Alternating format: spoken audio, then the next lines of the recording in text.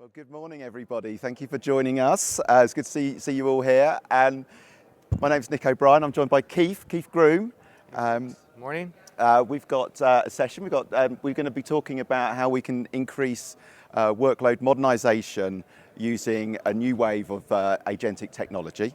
And it's going to be me, I'm setting it up. I'm going to be talking for a little bit to begin with, and then I'm going to pass over to Keith. Keith's going to run through all of the new services that we've got and sort of like explain that and break that out for you. And then I'm going to wrap up a little bit more for our partners specifically in the room and talk about how we help you and help in some cases fund that as well. So that's essentially the content that we've got. Keith, do you want to just introduce yourself? Yeah, hi folks. My name's Keith Groom. I'm out of Seattle. I built AWS for 9 years. Always working in the partner space, and I lead our worldwide strategy for migration tooling and services. So think VMware and containerization, helping partners really understand our services, help you embed them into your practice delivery, and help you win more migrations and modernization projects. So I'm excited to get into it in a few minutes. Yeah, thank you, Keith. So I was thinking about this session and I was thinking about the theme of this week and what you will have also been attending over the last few days. And the one thing that struck me is there is more and more pressure as we're releasing brand new technology to sort of see how companies and customers can implement that in their own organization. So there's this sort of like real desire to act quickly at the moment. And I know it's 10 o'clock in the morning, so I don't want to be getting overly philosophical with you, but it did strike me that it kind of touches a nerve about sometimes we're never happy. It's a kind of human condition that we always want more, we want things faster. And as I was thinking about the theme of this session, it struck me, there was a quote that Jeff Bezos did, and it sort of resonated, and this guy kind of captures it for me, is that we as consumers are sometimes divinely discontent. And what he was referring to about that is he was recognizing like our human nature and like, you know, a very clever man who's been very successful in his business career, you know, one of the things he's capable of doing is like reducing his business into sort of what he referred to as 3 universal truths. And I think it really relates, and I felt it resonated with the discussion that we were having today. And those universal truths are, we always want more choice, right? We always want more choice. We're never satisfied unless there's more things that we can decide and choose between. And we always want the price as low as possible. Our resources are finite, so we want to spend our resources carefully, and we want to get as much as we can. And then when we make those decisions about what we want, the third thing is that we want it really quickly. We want it immediately. And I think about, you know, a moment I haven't bought anything on Amazon, the next minute I need it straight away. And really what Jeff was saying about this divinely discontent, this status that we are often as consumers, is that, you know, there's this, that we should be driving our business around those 3 things because they're never going to go away. And I was thinking again about the theme of what we would be discussing today, and I was looking at this research about CEOs, and ultimately what they're trying to do as the custodians of businesses is drive their own organizations to value as fast as possible. Now, whether that is they're worried about top line growth, they're looking about differentiation, they're looking about their operations and their business, bottom line profitability, they're accountable for all of that, accountable for the employment that they have for those organizations. And therefore, invariably, innovation is a key way of staying on top of that. And so when polled, unsurprisingly, 84% of CEOs believe that innovation is critical. But then asked the second question, which is, how pleased are you individually with your own performance? Then unfortunately, many people don't come back with a rosy impression of how quickly they're moving in particular. And you can see that only 6% in this instance.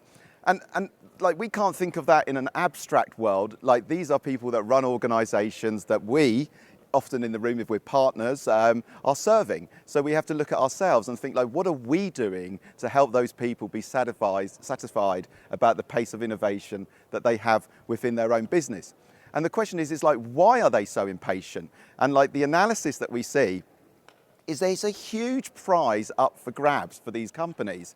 And so some research from McKinsey find that, you know, across like, you know, the largest global organizations, trillions of value available for those companies that are able to adapt fast and sort of like capture the sort of changing landscape in the organization. So I was thinking about that, and I was connecting it with some of the things that we're introducing around transformation, modernization, migrations. And I was thinking, you know, like how can I sort of convey to you, like, what are we seeing so far in these sort of early days?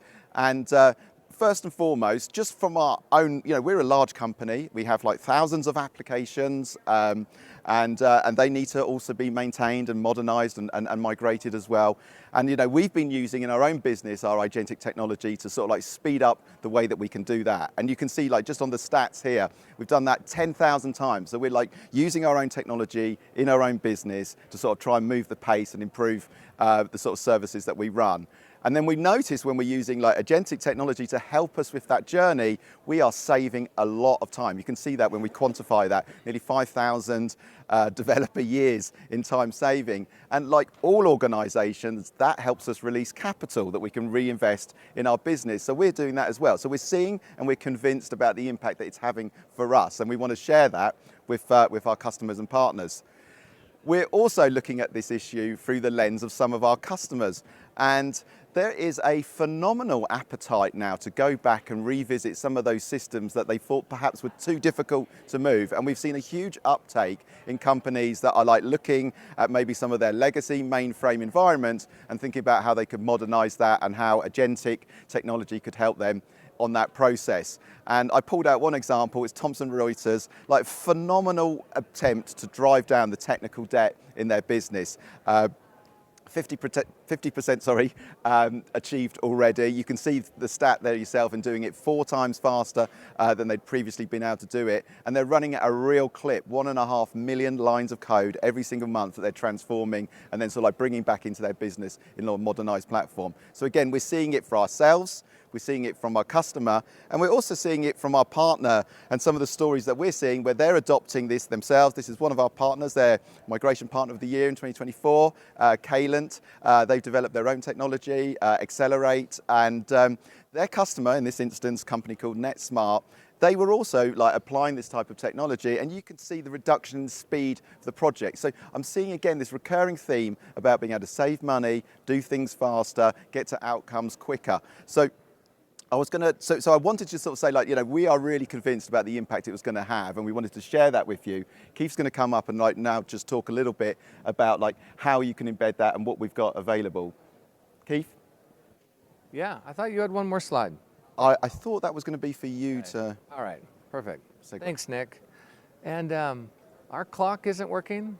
To the folks in the back, I don't know if it's supposed to. We'll have to watch the clock here. There's a little clock they give us up front.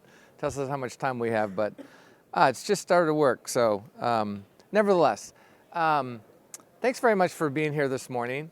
How many of you are consulting partners? Everyone a partner in this room? Okay, how many of you an ISV partner? How many of you are customers? Oh, a lot of customers. Wow, mostly customers in the audience. Okay, so this was really a session focused on particularly consulting partners and how you're going to transform your practice and your delivery. So now that there's a lot of customers in the room, I'll kind of make sure I talk both sides of the equation here. We have this new suite of products to help migrate and modernize workloads to AWS, right? I've been at AWS for 9 years. We've had lots of tools to migrate workloads over those years. We've never had the tools like we have today, the capabilities with Transform. So we are incredibly excited about the capabilities of agentic AI to help customers more quickly move from on-prem into the cloud on AWS and or to modernize those workloads on AWS. And for our partners in the audience, this is never going to be, this is a transformational time in your delivery practice.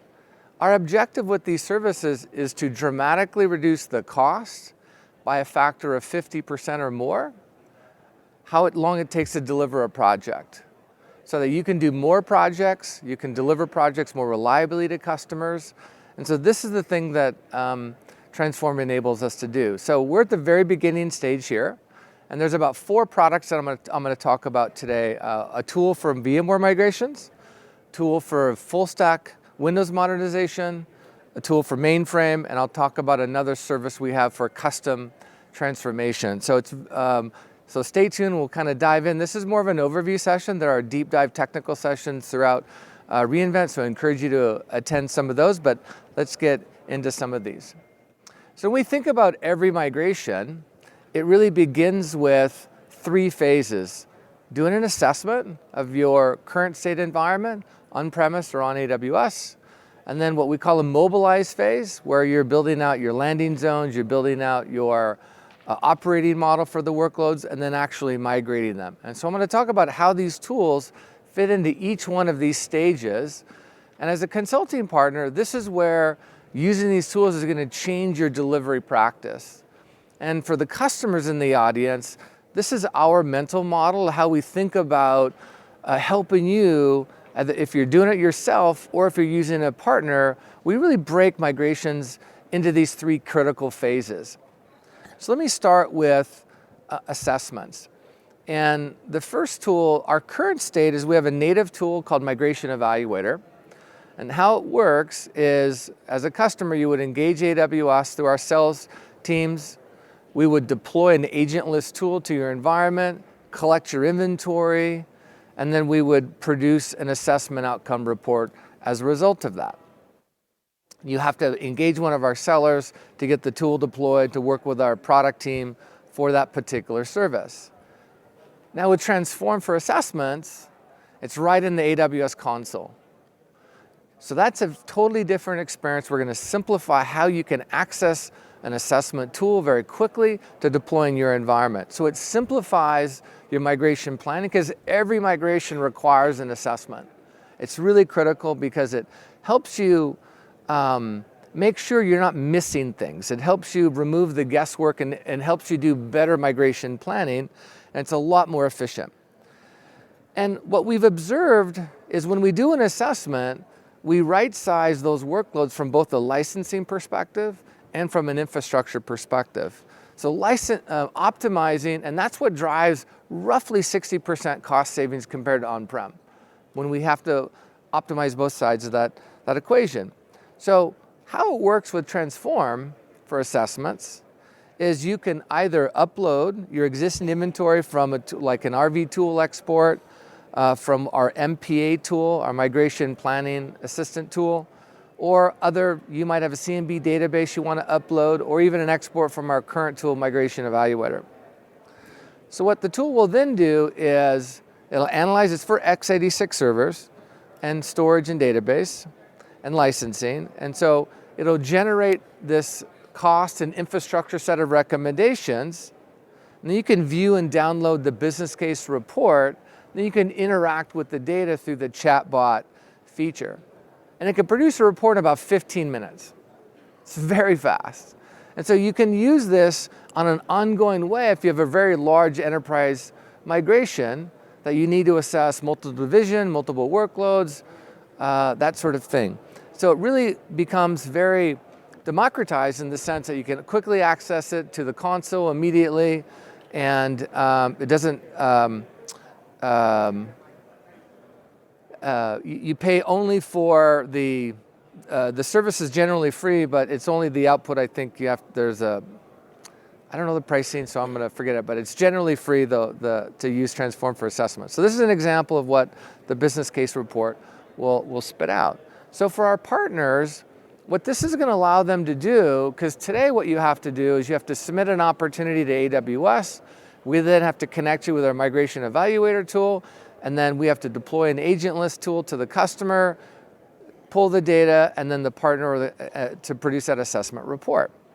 Now, it could all be done through the console in a really simplified experience. So this is going to enable our partners in the room to really change the way in which they deliver assessments to customers. Now, to be candid, this tool, we're migrating the functionality of Migration Evaluator into this tool, Transform for Assessment. So as we get into January, we're increasing the functionality today. It works particularly well for any x86 servers and databases. So I encourage you to go and try this out, because it's generally available in the console today. So that's step one in that phase of a migration. So let's go on to the second important tool, which is Transform for VMware. So what this is a migration tool to move from on-prem, so you're a VM in VMware environment on-premise, Now you want to move it into an EC2 instance. So the pathway is only into EC2 with this particular tool. It doesn't like automate into a container as an example, okay? Now, what this does is it helps you eliminate VMware licensing costs by moving into EC2 because you're now getting out of VMware software. And it obviously when it's on EC2, then you have full access to all AWS services. And what we really love about this tool is that it really simplifies a couple of really complex parts of a VMware migration. And the first is it does discovery and data ingestion of what does your VMs look like within the VMware stack.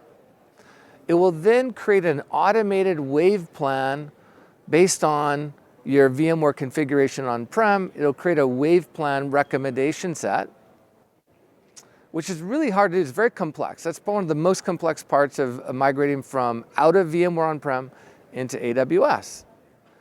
Now, once you've got the wave plan, it'll also create your network conversion and topology. So one of the challenges is customers are on-prem, they've got hard-coded IP addresses into the VMware environment. We will map that network configuration into AWS VPC constructs. That's also one of the most complex and time-consuming parts of migrating from VMware on-prem into an EC2. And then it will actually do the VM migration using, under the covers, our tool MGN as part of the agentic AI tool. So those components are automated. You have human in the loop. You can do validation and testing. You can collaborate. And it really simplifies the planning. It takes a lot of the tedious tasks of actually deciding how to migrate and do the migration planning. So very excited to test this out and have you to work through it. So I talked about how it's already covered. So one example of this is our partner Slalom helped Vector, who's an energy utility out of Australia, and they were able to do a very large VMware migration with 100% accuracy in half the time of what they wanted to achieve. And so what this is able to help them do is dramatically reduce the time and effort for their engineers that were doing the migration to get into AWS natively and out of VMware software. So, that's the migration tool. Really important use case today that we see. We see a lot of demand just in light of what's happening in the market around VMware, and a lot of customers are wanting to understand how they get out of VMware. Now, some of you might have heard of Transform for .NET, which we released several months ago. What we've now done is added more capability to that launch of AWS Transform for .NET.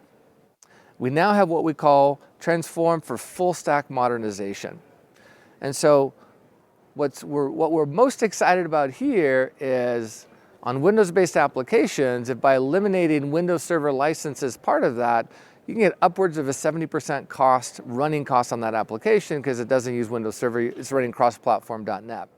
So I'm going to talk about SQL Server and what we mean by all of these layers. So what Transform does, and where it's particularly exciting, is on .NET Framework 3.5 and higher. It will transform, report the code, and I'm going to walk through the steps of how the tool works. And where you're landing on cross-platform .NET 8 or 10. And this is really incredibly exciting because we have so many customers that have these legacy .NET Framework applications that they really feel like it's impossible to modernize these things. So we have a whole new capability to accelerate modernization of these applications that previously were really perceived as really hard to touch. We've also now have Transform for SQL Server. And by the way, imagine, you've got, think of an EC2 instance on AWS. 60% of the cost of that instance is just in the Windows Server licensing. Now you're eliminating that. Huge benefit, and you're also getting better flexibility and agility on the platform because you're at cross-platform.net. You can run it on Linux servers, you can run it on a Linux container, you can run it on ECS. It opens up a lot of new options for you. On SQL Server, this is where it gets really hard. You have stored business logic and stored procedures, and you're like, how do I unpack that? It seems really challenging. So now our agents are able to convert that to Aurora Postgres. And again, you get better performance running Postgres compared to SQL Server on AWS, but more importantly, you eliminate SQL Server license costs. Anybody know what the cost of SQL Enterprise is per core? It's like $4,000, I think, per, right? It's very expensive. So imagine eliminating thousands of cores if you have that in your environment. So huge opportunity there. And then also virtual machines running on a Windows Server, we now can port them over into ECS or EC2 instances, which is our Elastic Container Service. So we call this full stack modernization. And essentially you deploy the .NET tool, it will do analysis of your code base, of your documentation, of your code samples. It does reporting, finding updated libraries, does transformation of the code, human-in-the-loop validation, so that you can land on Linux, either containerized or to run on Linux servers on .NET 8 cross-platform.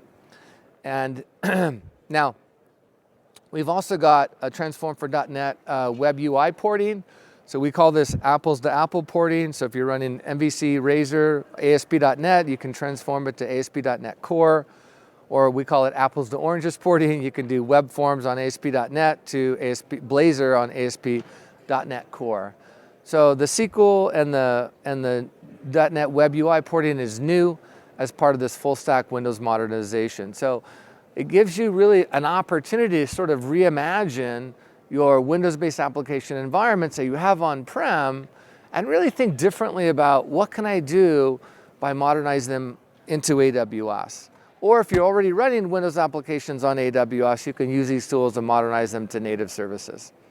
So really exciting, tremendous agility, getting your applications into a modern platform, and significant cost savings by eliminating Windows Server and SQL Server licensing. So, the thing about the SQL Server is really important is, we're going to take, and the agents is going to abstract the business logic and the stored procedures, and it's going to understand the dependencies between the .NET applications. It'll surface those dependencies so that then it can transform those into, on the Postgres side for the SQL Server, as well as on the application side, port it over into .NET Core Framework. So the agent will manage that transformation for you with human in the loop to do all the testing for you. Experian did this project.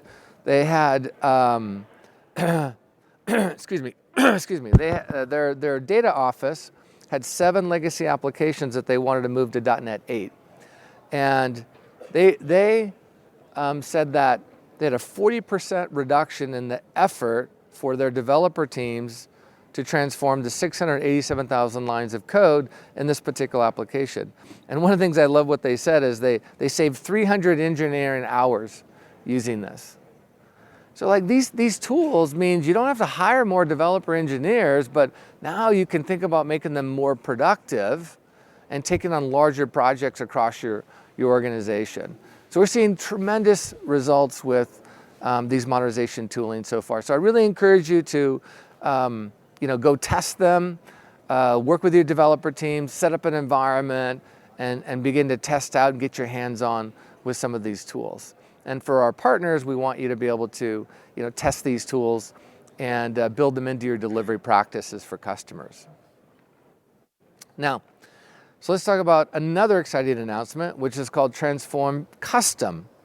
So this is slightly different. So this really is focused on helping you transform any code pattern to reduce your technical debt. So think about doing Java runtime upgrades, or think about Node.js upgrades. All of these other areas of your application stack, you can use out-of-the-box transformations that we've built, or you can build custom transformation based on your unique data, your code base, and the applications that you have. So this is a new capability that we're making generally available today at reInvent, and it helps you scale across your enterprise to all these other types of smaller applications that you have to really upgrade all of this legacy technical debt you have within your application stacks. So this can transform any code pattern. The agents can learn and transform as you give it more data and documentation and code samples. It can then transform enterprise-wide with human in the loop design and testing built into it. So I encourage you to take a look at AWS Transform. I know we have a lot of weird names, like, so the point I want to make here too is that today these are all discrete services, right? You would use the assessment service, the VMware service. We anticipate over time it'll be a suite of products, but today I just want to be candid that they are individual services that you'll use and deploy in your environment. But again, imagine, modernizing a .NET app 80% faster. Like, this is going to be game-changing within enterprise. It's going to help you really reduce technical debt, help you accelerate innovation, and really get your application stack to a modern platform.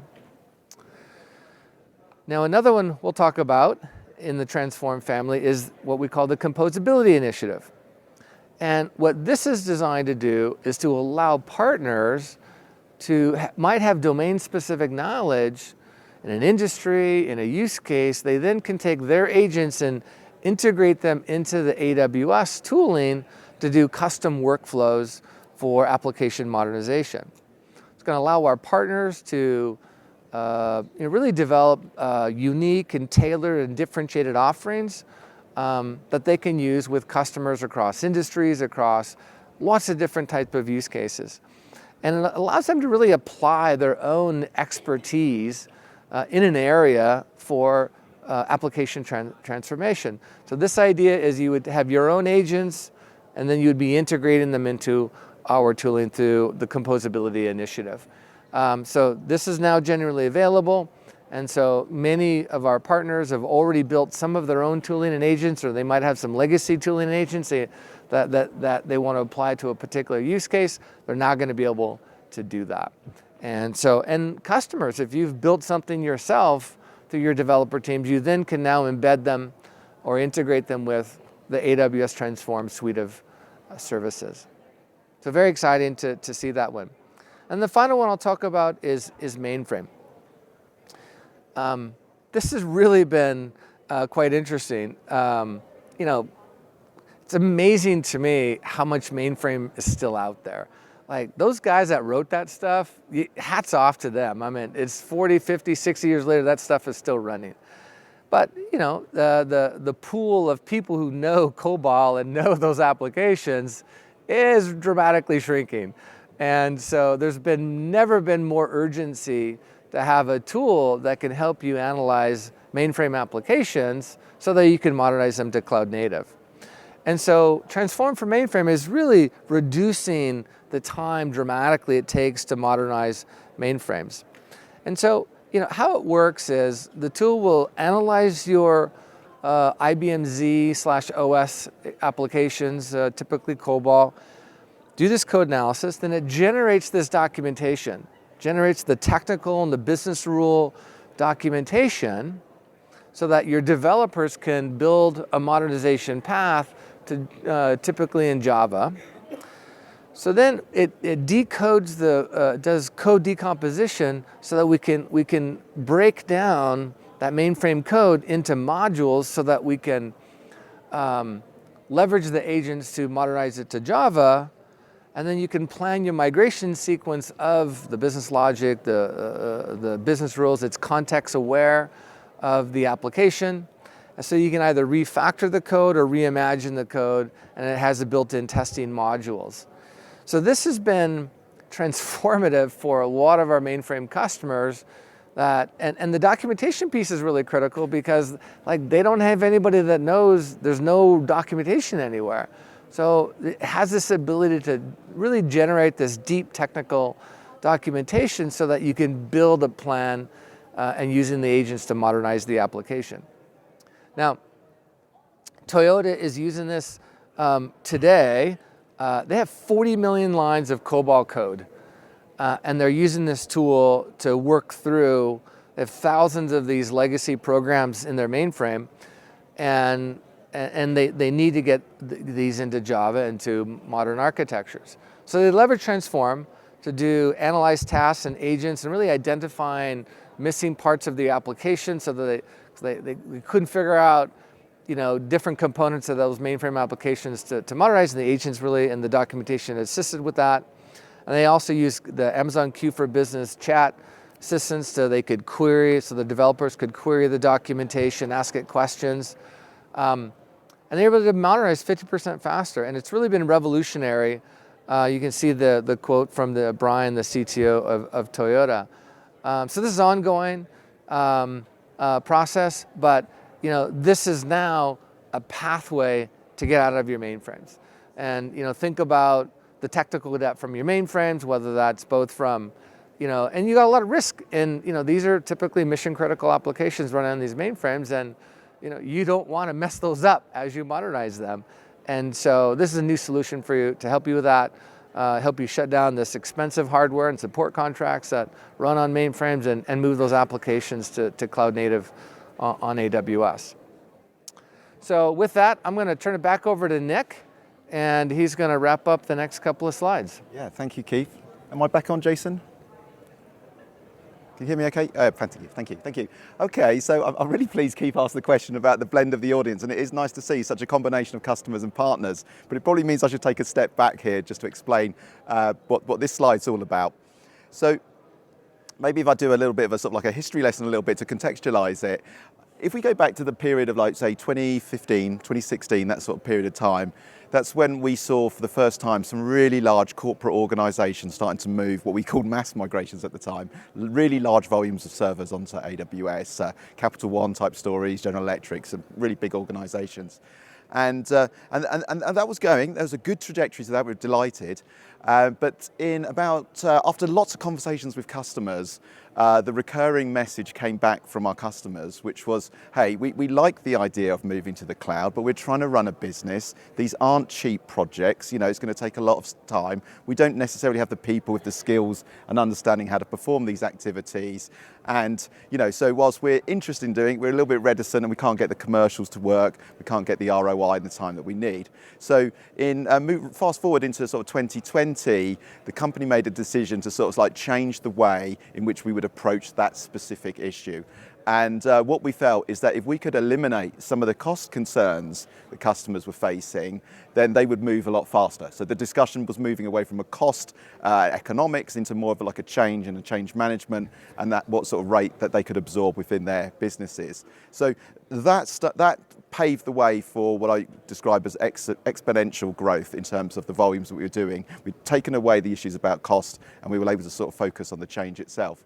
And what that did is it spawned a number of things that our partners would use to help the customers have those conversations about how we would support financially. Where essentially what we would do, we would offset their professional services costs, so then the customer could then elect, it could choose whichever partner they felt would be most suitable, and then they could actually get them to undertake certain activities. And there was no commitment. There was no, you could leave us the following day, or you could just do the assess and then say this is not for us. So we tried to make it quite blocky, so you could just do these small activities and sort of like build more confidence about how you wanted to progress with us. So Keith talked about this earlier. This is sort of like the sort of simple methodology that we use. Assesses were really just about trying to envision what environment that you had. Obviously that can be fundamentally changed by some of the technology that Keith's been talking about. And we introduced a few of these programs. They've got names, but essentially what they're doing is they're saying to our partners, we'll fund you to go and do that activity for a customer. Give them, so they can have an outcome that can help them make informed decision making. And we found that's like been really useful for our customers. I would say, whilst there's many customers that want to do some of these things themselves, totally understand that. They've got the skills and they've got the people that can do it. Other customers were thinking, hey, this is a transitory set of skills that I only need to get us onto the platform. I don't really want to invest and divest my team into like learning this stuff. So we'll just get somebody in, perform that task, and then we'll run the environments afterwards. So these programs here are all fundamentally there to sort of help our partners have that conversation with customers and help customers sort of like move with confidence and knowing that, financially, it won't be quite as big an impact. So you can see One Ola, which is something that like Keith has championed. which is very much about like quick decision making, have a real quick feel for what's going on. So if you're interested, you could use an OLA, and it's very much workload oriented. So it's bringing like the specialization of what's needed in that particular, whether it's a VMware, an Oracle, Microsoft, et cetera, et cetera. So often like very, very pointed. For our larger programs of work, we'd use MAP. Again, that covers like funding across all of these phases. And then there's other things that customers also need, right? Sometimes they're not convinced that it will be able to run. They can't get the speed of latency, for instance, or the complexity. So they want to actually see some POC, proof of concepts. So sometimes we bundle that into the journey as well, if that's what the customer needs. And Keith also talked about like sometimes like you spend an awful lot of money on some of this proprietary software licensing, and there's ways in which we want to encourage you to think about a way in which you can move into an open source alternative. So we have like programs involved where if that's something of interest to you, and we've got partners skilled in those particular areas, they're building up like their tool systems as well. Then they can capitalize on that. So, and the final thing, which is essentially what this slide sort of like finishes with, is that we didn't want to be in a situation where it was just people turning up. I mean, we love our partners and we love the fact that there's like really skilled people there, but you know, we're moving away from a labor-driven approach, as you know, this week has been the main theme. And what we want to do is really encourage like the adoption of technology, and then have like skilled people operating that technology. And we thought, well, what we should do is we should pay for that separately. So Keith again has built out like a portfolio of fantastic partners that have got really useful skills in areas that are above and beyond what we have as our own technology set. And we would fund that ourselves. So we'd just be able to say to you as a customer, right, I'd like to use Matilda, I'd like to use Cast for my mainframe. And then we'd say, okay, we'll take care of the costs of that. And then you can still, on top of that, use some of these professional services options as well. So the idea is that we'd encourage both adoption of like skilled people and technology as well.